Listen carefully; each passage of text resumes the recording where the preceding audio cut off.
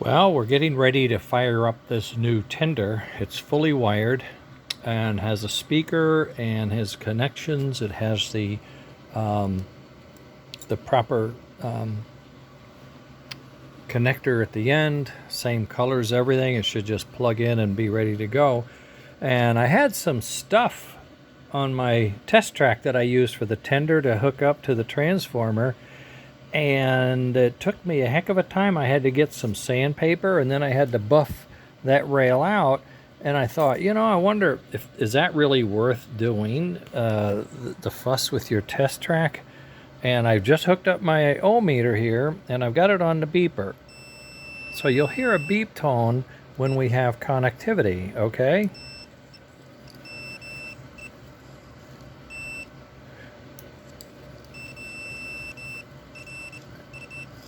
You'll hear it hopping and skipping as we go across the rail that I have not cleaned. Now, here is the rail I have cleaned.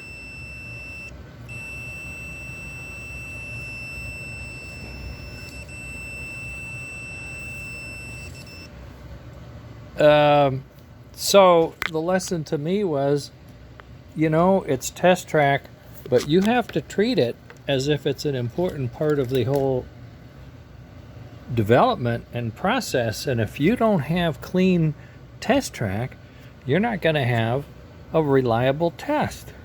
So you can see there's some little shine there, and there's not here. I don't know if you can see that. I guess you can.